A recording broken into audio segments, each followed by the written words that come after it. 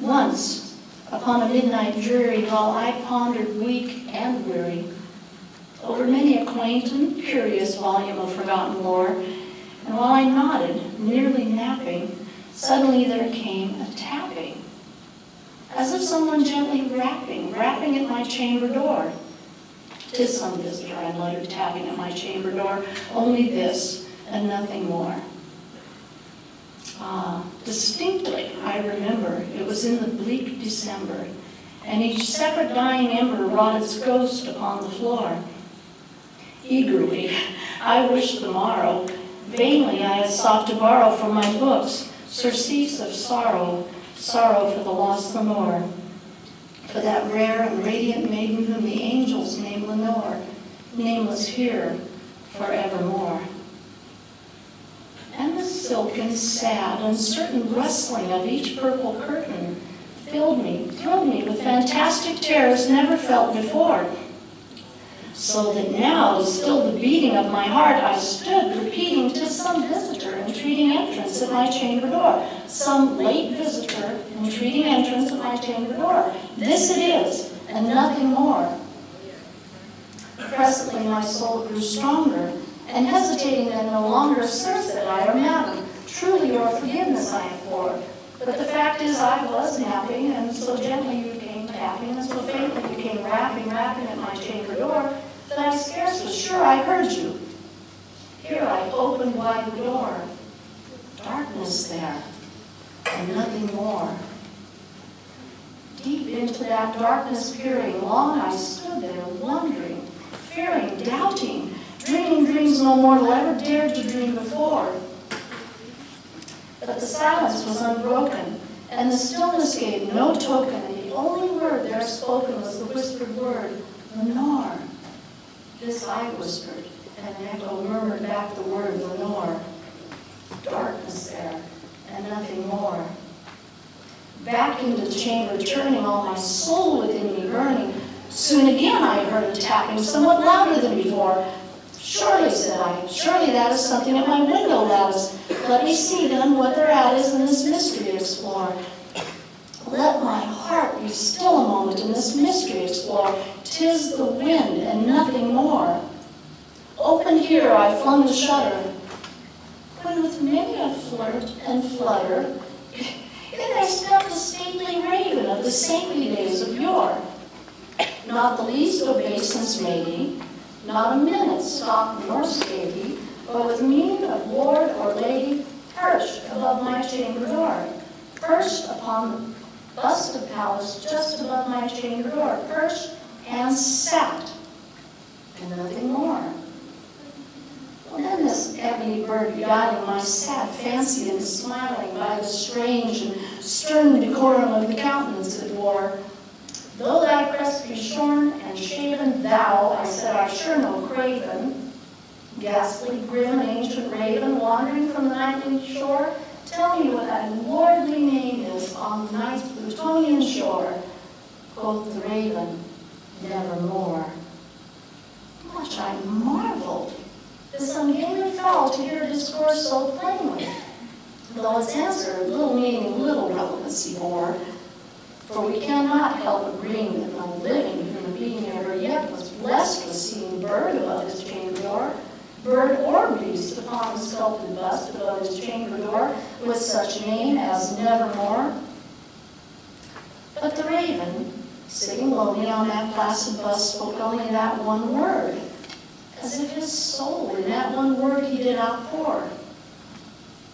Nothing further than he uttered, not a feather then he fluttered, till I scarcely more than muttered, "Other friends have flown before. On the morrow he will leave me as my hopes have flown before." Then the bird said, "Nevermore." Startled at the stillness broken by a reply so aptly spoken, "Doubtless," said I, "what it utters is its only stock and store, caught from some unhappy master whom unmerciful disaster followed fast, and followed faster till his songs one burden bore, till the dirges of his hope that melancholy burden bore of never, nevermore." But the raven, still beguiling my sad fancy and smiling. Straight I wheeled the cushioned seat in front of bird and bust and door.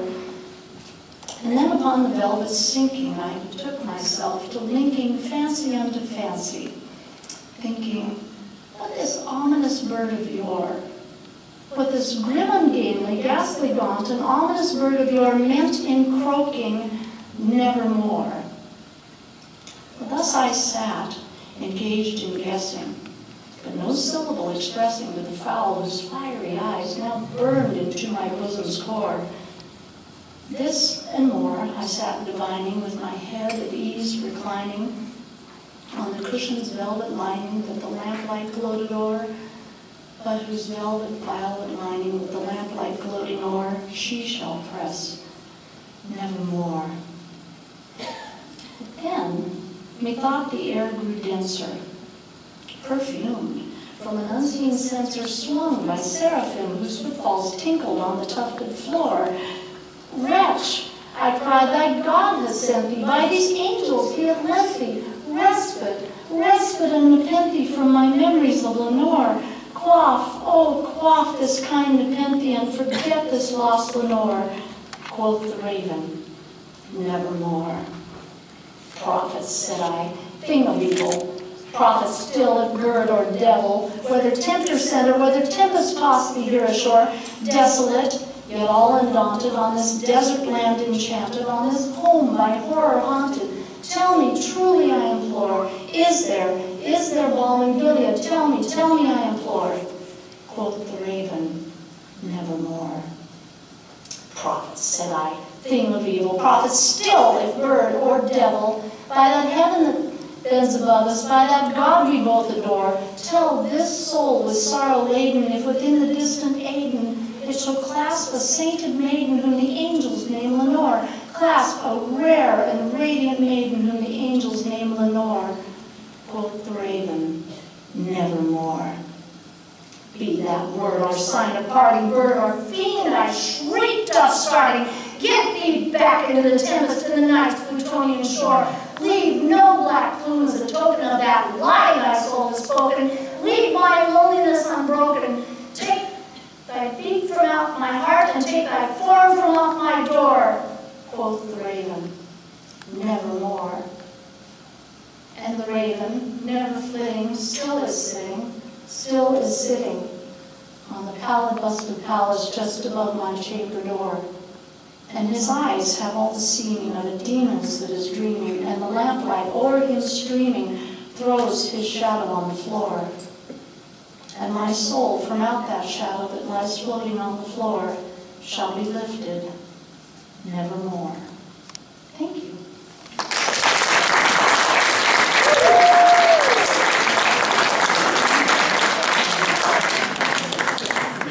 And as I promised you a little more about Edgar Poe and his sad life, he was born to parents who, unfortunately, before he was probably 10 years old, passed away. He had a brother and sister that were parted out to orphanages, and he as well, to a gentleman, John Allen, and that's where Edgar's middle name comes from. He actually didn't have a middle name, so they put it in there. He's Edgar Allen Poe as a result of that. Edgar's wife, Virginia, died a long, hard, strenuous death from tuberculosis when she was very young. Edgar himself had bouts of alcoholism. He had addictions to laudanum, all of which he overcame when he re-met a lovely lady by the name of Elmira Royster. She lived in New York, and Edgar was on his way there to marry Elmira when he stopped off in Baltimore on the evening of October the 5th, I believe it was. He wound up getting discovered on the morning of the 6th in a gutter in Baltimore. He was wearing dirty, disheveled clothes. He had the smell of alcohol about him, and he'd been beaten. A lot of people say he died from rabies. They say he just got sick and died. Back in the day, they had a kind of a thing they did at election time called political cooping. And it's where you would take someone and say, well, I want you to come around with me to all the polling places and vote for Jeff Mainwaring for mayor of Baltimore. And I'd say, no, I'm going to vote for Mr. Logan. And Mr. Mainwaring's little group just might take me in a back alley somewhere, and nothing against Mr. Mainwaring.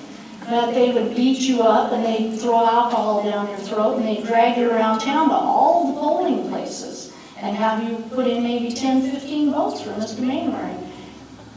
When you came back, if you were still stubborn, they'd feed you more alcohol, they'd beat you up some more, they'd change your clothes, and then they'd drag you around to the polling places again, and once more, 10, 15 votes for this nice guy.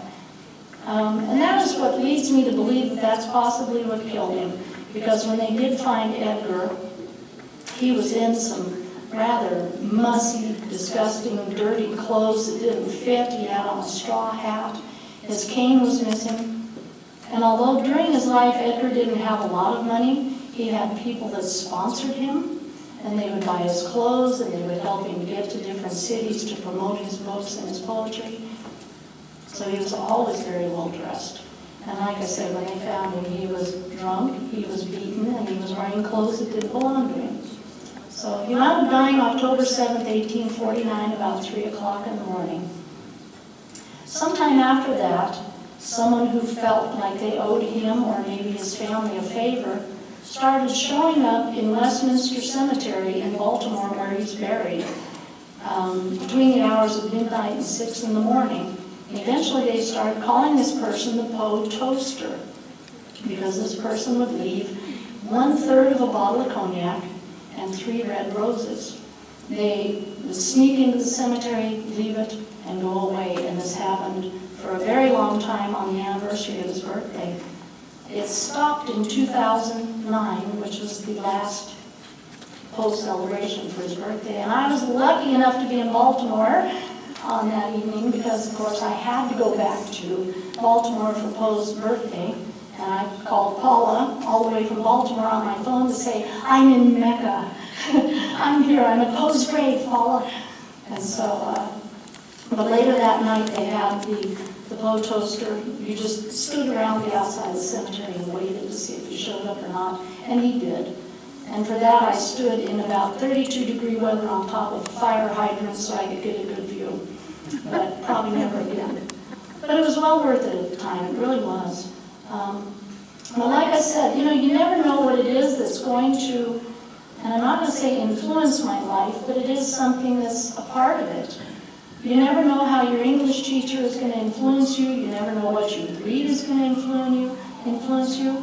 And so I just ask you to read poetry, read books, read stories. Find an author that you truly love, and then go the extra distance after you've read their works. Find out something about them and their life and what it is that caused them to write the way they did.